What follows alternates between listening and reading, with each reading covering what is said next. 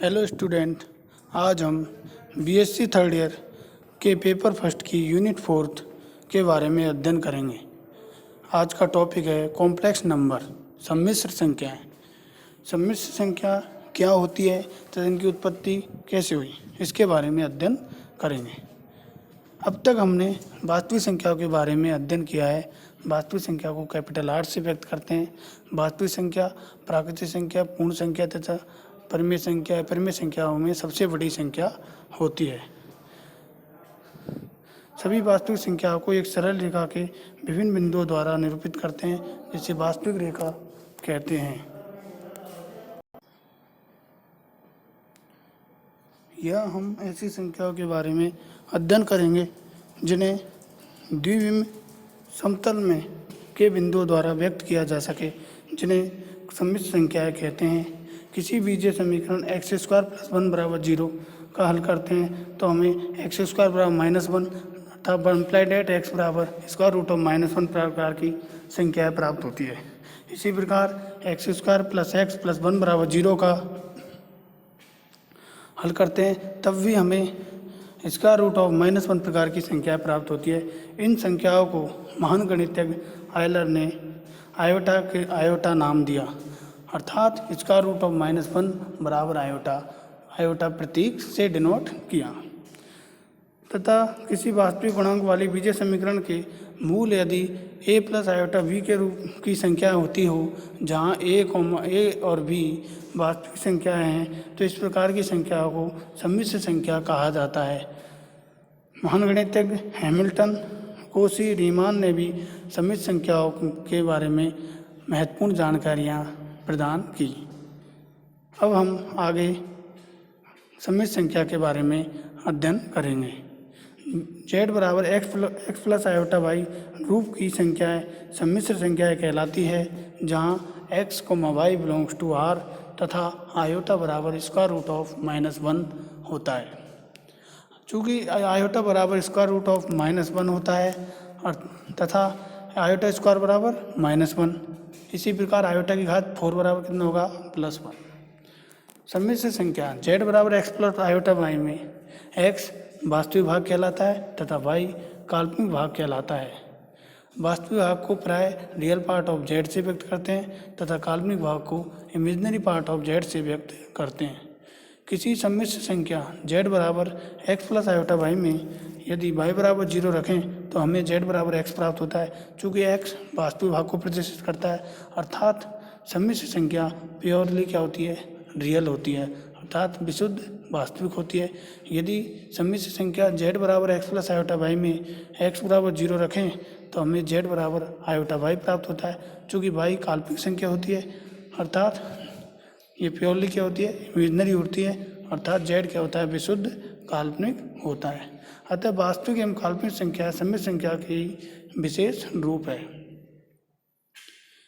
प्रत्येक सम्मिश्र संख्या z = x + i/y को दो वास्तविक संख्या x तथा y के क्रमित योग के रूप में लिखा जा सकता है, अर्थात z = x + i/y = x, y। क्रमित योग का प्रथम अवयव रियल पार्ट ऑफ z तथा द्वितीय अवयव इमेजिनरी पार्ट ऑफ z होता है। किसी सम्मिश्र संख्या को क्रमित योग में कैसे लिखते हैं, इसे निम्न उदाहरणों द्वारा समझ सकते हैं। पहला एग्जाम्पल है 1 + 2 आयोटा। तो 1 + 2 आयोटा कैसे लिखोगे क्रमित योग में, 1, 2। इसी प्रकार आयोटा को कैसे लिखोगे, सबसे पहले इसे सम्मिश्र संख्या की फॉर्म में लिखेंगे तो 0 + आयोटा, तो बराबर क्या होगा 0, 1। इसी प्रकार 0 को क्रमित योग कैसे लिखोगे, तो 0 + आयोटा 0 = 0, 0। अतः स्पष्ट रूप में प्रत्येक सम्मिश्र संख्या दो वास्तविक संख्याओं का एक क्रमित योग में सम्मिश्र संख्याओं को कैपिटल C से डिनोट करते हैं। तो कैपिटल C = x, y और x, y belongs to R real में लिए जाते हैं। तो x belongs to R, y belongs to R, तो R × R बराबर कितना गया, R²। इसके बाद हमारा अगला टॉपिक है सम्मिश्र संख्याओं पर मूलभूत बीजीय संक्रियाएं। यदि z = x + i/y, z1 = x1 + i/y1, Z2 बराबर x2 plus iota by two कोई कॉम्प्लेक्स नंबर्स हो तो प्रथम प्रॉपर्टी है उसको सिद्ध करना है आपको। ये प्रॉपर्टी नंबर ए, Z1 बराबर Z2 if and only if x1 बराबर x2 तथा y1 बराबर y2। तो सबसे पहले लेफ्ट हैंड साइड लेके चलेंगे, हमें राइट हैंड साइड प्रूव करना है, और राइट हैंड लेके चलोगे तो लेफ्ट हैंड प्रूव करना है। क्योंकि इफ एंड ओनली इफ का मतलब यही होता है कि दोनों साइड से क्या है, प्रूफ है। तो पहले हम लेफ्ट हैंड साइड लेके चलते हैं। Z1 बराबर Z2, चूँकि Z1 का मान कितना है x1 plus iota y1, Z2 का मान कितना है x2 प्लस आयोटा y2, तो दोनों को इक्वल कर दोगे। इसके बाद करेंगे दोनों पक्षों में वास्तविक एवं काल्पनिक भागों की तुलना करने पर। तो इम्प्लाइड रेट क्या आएगा, x1 बराबर x2 तथा y1 बराबर y2। तो ये क्या मिल गया हमको, राइट हैंड साइड मिल गई। इसी प्रकार पुनः हम राइट हैंड साइड लेके चलेंगे। राइट हैंड साइड क्या है, x1 बराबर x2 तथा y1 बराबर y2। क्योंकि अब हमें लेफ्ट हैंड साइड प्रूव करनी है जो कि Z1 और Z2 के रूप में, तो मतलब क्या है, कॉम्प्लेक्स संख्या के रूप में, कॉम्प्लेक्स नंबर्स के रूप में। तो इसलिए हमने जो राइट हैंड साइड है उसके सेकंड जो पार्ट है उसको आयोटा से मल्टीप्लाई कर दिया, फर्स्ट को एज इट इज रहने दिया। तो x1 बराबर x2 तथा आयोटा y1 बराबर आयोटा y2। इसके बाद अगला स्टेप क्या है, प्रथम पद को प्रथम से जोड़ने पर और सेकंड को सेकंड के साथ जोड़ने पर। तो प्रथम को जोड़ेंगे जब क्या आएगा, x1 प्लस आयोटा y1 बराबर x2 प्लस आयोटा y2। तो ये किसका मान है, Z1 का, और ये Z2 है। तो Z1 बराबर क्या आ गया, Z2। तो बराबर क्या आ गया, लेफ्ट हैंड साइड। तो इसका मतलब ये जो पहली प्रॉपर्टी है वो क्या हो गई, हमारी प्रूफ हो गई।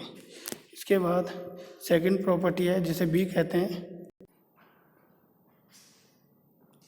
सेकंड प्रॉपर्टी है Z1 प्लस Z2 बराबर x1 plus x2 plus iota into y1 plus y2।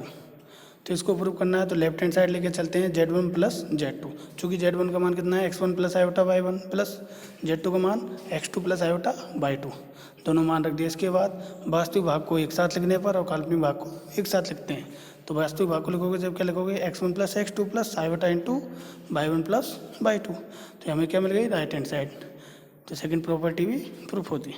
इसी प्रकार same as it is C है तीसरे नंबर की प्रॉपर्टी जिसे सी से व्यक्त कर रहे हैं। Z1 माइनस Z2 बराबर x1 minus x2 plus iota into y1 minus y2। तो इस प्रॉपर्टी में क्या करना है आपको, Z1 का मान लिखना है, क्योंकि Z1 का मान आपके पास है x1 plus iota y1। Z2 का मान लिखना है x2 प्लस आयोटा y2। फिर वास्तविक भाग को एक साथ लिखना है और काल्पनिक भाग को एक साथ लिखना है। तो आपकी जो प्रॉपर्टी है वो सी भी प्रूफ हो जाएगी। इसके बाद अगली प्रॉपर्टी है डी, Z1 इंटू Z2 बराबर x1 into x2 minus y1 into y2 plus iota into x1 y2 plus x2 y1। इसको प्रूव करना है तो कैसे प्रूव करोगे, लेफ्ट हैंड साइड लेके चलते हैं।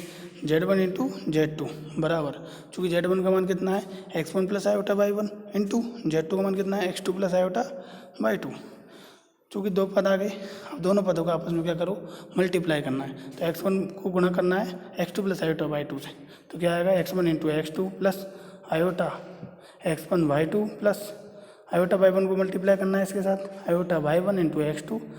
अब आयोटा स्क्वायर कितना होता है, -1, तो माइनस y1 y2। इसके बाद वास्तविक भाग को एक साथ लिखना है और काल्पनिक भाग को एक साथ लिखना है। तो वास्तविक भाग को एक साथ लिखोगे जब x1 x2 minus y1 y2 plus iota into x1 y2 plus x2 y1। तो ये हमें क्या मिल गया, राइट हैंड साइड मिल गई इसकी। तो ये आपकी डी नंबर की प्रॉपर्टी भी प्रूफ हो गई। ये गुणा के लिए प्रॉपर्टी है, बहुत ही इंपॉर्टेंट प्रॉपर्टी है, ध्यान रखना आगे भी आपके यूज होगी। इसके बाद अगली प्रॉपर्टी है ई नंबर की, माइनस जेड बराबर minus x plus iota into minus y. हमेशा ध्यान रखें जब भी माइनस वाली संख्या हो या माइनस वाला कोई वेरिएबल हो या कोण हो, उसको हमेशा कोष्टक के रूप में लिखते हैं। जो सबसे छोटा कोष्टक है उस कोष्टक में लिखते हैं क्योंकि माइनस एक ऐसी खतरनाक संख्या है जिसको हम स्वतंत्र नहीं छोड़ सकते, उसको हमेशा कोष्टक में लिखा जाता है। प्लस को कोष्टक में लिखने की आवश्यकता नहीं है, लेकिन माइनस को हमेशा कोष्टक में लिखते हैं। इसलिए यहाँ पे ध्यान रखें कि माइनस को कोष्टक में लिखा है। वेरी सिंपल है इसको प्रूव करना। लेफ्ट हैंड साइड लेंगे, माइनस जेड बराबर कितना है, माइनस जेड बराबर क्या होता है, एक्स प्लस आयोटा वाई लिख दिया मान, और माइनस से मल्टीप्लाई कर दो तो minus x plus iota into minus y. तो राइट हैंड साइड मिल गई। तो ये प्रॉपर्टी ई प्रूफ हो गई।